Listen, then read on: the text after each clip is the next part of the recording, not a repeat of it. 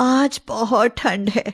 आज तो लोग मेरा सरसों का साग और मक्का की रोटियां खाने जरूर आएंगे। यही सोचकर बूढ़ी माँ यानी सावित्री ठंड की परवाह न करते हुए बड़े मन से सरसों का साग बनाती है और फिर मक्का का आटा तैयार कर अपने ढाबे में बैठ ग्राहकों का इंतजार करने लगती है। और तभी एक ग्राहक भी आ जाता है। ओह, आज तो बहुत ठंड है और भूख भी लगी है। अम्मा, खाने में क्या मिलेगा? सरसों का साग और मक्का की रोटियां है बेटा, लगाऊं? कुछ और नहीं है क्या अम्मा? नहीं बेटा, यहाँ तो बस सरसों का साग और मक्का की रोटियां ही मिलती हैं। अरे खाकर तो देखो बेटा, साग में मक्खन डाल कर दूंगी। अरे रहने दो अम्मा, भला ये भी कोई खाना है? मुझे नहीं खाना। यह कहकर वह ग्राहक ढाबे से निकल जाता है और सावित्री उदास होकर उसे देखती रह जाती है। पहले तो लोग सरसों का साग और मक्का की रोटियां बड़े चाव से खाते थे, पर आजकल के लोगों को पता नहीं क्या हो गया है। कोई ऐसा सेहतमंद खाना खाना पसंद ही नहीं करता। बेचारी सावित्री कड़ाके की सर्दी में सुबह सुबह उठती, खेत से सरसों और बथुआ लेकर आती और फिर कांपते हुए किसी तरह सरसों का साग बनाती, मक्का का आटा बनाकर रखती।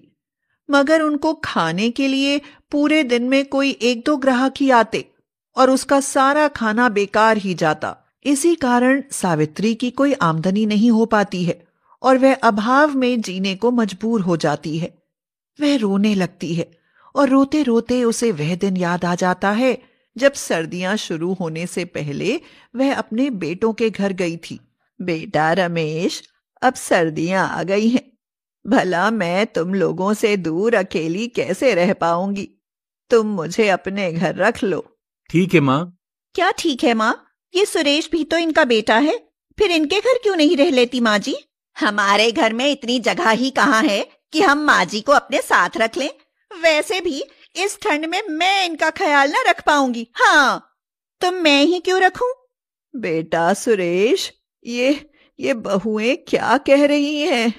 माँ, जब यही तुम्हारा ख्याल नहीं रख सकती तो भला हम कैसे रख सकते हैं?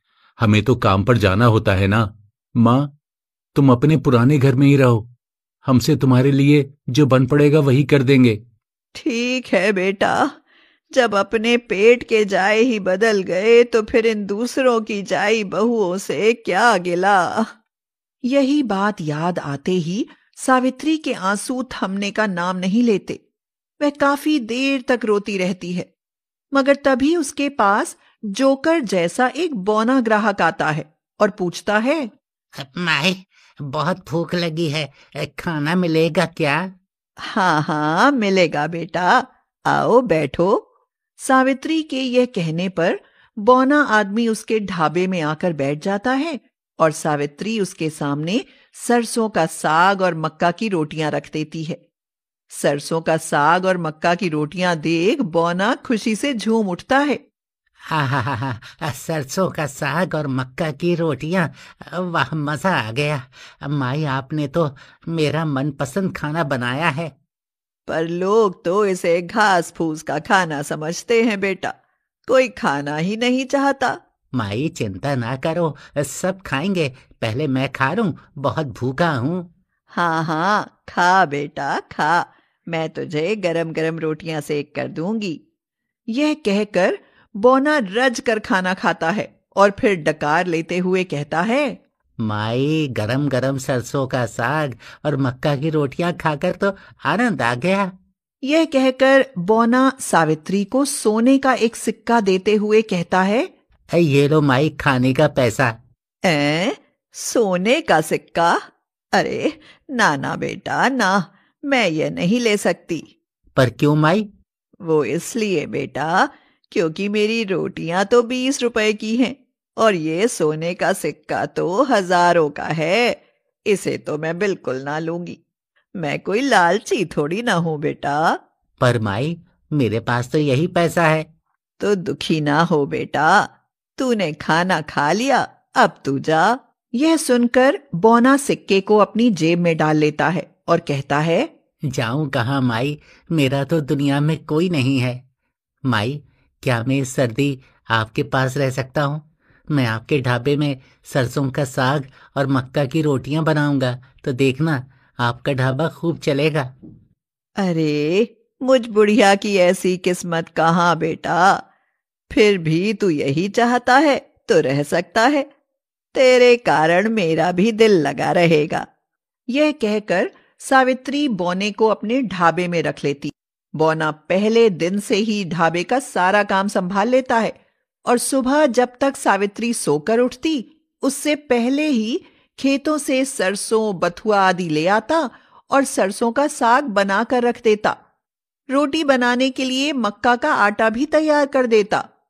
यह देख सावित्री फूली नहीं समाती। अरे वाह बौना बेटा, तू तो बड़े काम का निकला रे। तूने तो मेरे उठने से पहले ही खाने की सारी तैयारी कर ली। पर क्या माई? पर इस खाने के लिए ग्राहक भी तो चाहिए। वे कहाँ से आएंगे बेटा? आएंगे माई, देखना बहुत लोग आएंगे। आज से जो भी हमारा सरसों का साग और मक्का की रोटियां खाएगा, उंगलियां चाटता रह जाएगा। काश ऐसा हो जाए बेटा। देखना माई, ऐसा ही होगा। उस दिन बौने की यह बात सच ही हो जाती है। उनके ढाबे पर अच्छे ग्राहक आते हैं और जो भी खाना खाता है सचमुच उंगलियां चाटता रह जाता है। अरे वाह, क्या लाजवाब स्वाद है। ऐसा सरसों का साग और मक्का की रोटियां तो पहले कभी नहीं खाई बूढ़ी अम्मा। उस दिन के बाद तो सावित्री का ढाबा चल ही निकलता है। सरसों का साग और मक्का की रोटियां सबको भा जाती हैं और ढाबे पर खाने वालों की लाइन लग जाती है। सावित्री के पास खूब सारे रुपए आने लगते हैं। बौना सावित्री से कहता है, क्यों माई, अब तो खुश हो ना? तेरा सरसों का साग और मक्का की रोटियां जादुई बन गए ना? हाँ बेटा, बन गए। तो अब भी फटे पुराने कपड़ों और पुरानी फटी चादर ओढ़कर ठंड में कांपती क्यों रहती हो माई? अपने लिए गर्म कपड़े और शॉल खरीद लो ना। तूने ठीक कहा बेटा। अब तो मैं अपने साथ साथ तेरे लिए भी गर्म कपड़े खरीद कर लाऊंगी। हाँ। कुछ ही दिनों में सावित्री की तो जैसे जिंदगी ही बदल जाती है। उसका ढाबा सरसों का साग और मक्का की रोटियां खाने वालों की मनपसंद जगह बन जाता है और सावित्री अपने गरीब ढाबे को एक शानदार ढाबे में बदल देती है। बौना खाना बनाता है और सावित्री सेठानी की तरह गल्ला संभालती है। फिर सर्दी खत्म होते होते सावित्री अपने लिए एक सुंदर घर भी बनवा लेती है। क्यों माई, अब तो तुम्हारे लिए घर भी बन गया। अब तो खुश हो ना? हाँ बेटा, बहुत खुश हूं। जो साथ अपनी औलाद ने नहीं दिया, गैर होकर तुमने दिया। काश मेरे बेटे भी तुम्हारी तरह होते। यह कहकर सावित्री रोने लगती है। रो मत माई, तेरे बेटे भी मेरे जैसे हो जाएंगे।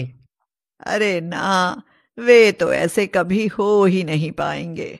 समय बीतता जाता है और एक दिन रमेश और सुरेश दोनों रोते हुए सावित्री के पास आते हैं। सुरेश कहता है, माँ, हम लुट गए माँ। हम दोनों के बेटे बहुत बीमार हैं। इनके इलाज में हमारा घर तक बिक गया, पर ये ठीक ना हुए। हमारे बेटे सूख कर कांटा हो गए हैं। इन्हें बचा लो माँ जी। आपके पास तो पैसा है। उनकी बातें सुनकर बौना कहता है, इन्हें तो मर ही जाने दो माई। हो सकता है बड़े होकर ये भी तेरे बेटों के जैसे निकम्मे निकले।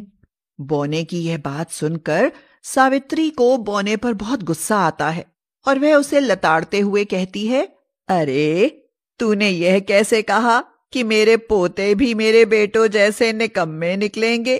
भले तूने मेरी मदद की है, पर अब सर्दियां बीत गई हैं। जा, निकल जा मेरे घर से। सावित्री के यह कहते ही बौना एकाएक जिन्न बन जाता है और हंसते हुए सावित्री से कहता है, ओ माँ, मैं तो बस तेरी मदद करने आया था। लो, तेरे पोतों को मैं भी ठीक किए देता हूँ। अब अपने बेटों के साथ खुश रहे। अच्छा, मैं चला माई। यह कहकर जिन्न सावित्री के पोतों को ठीक करके अदृश्य हो जाता है और सब आश्चर्य से देखते रह जाते हैं।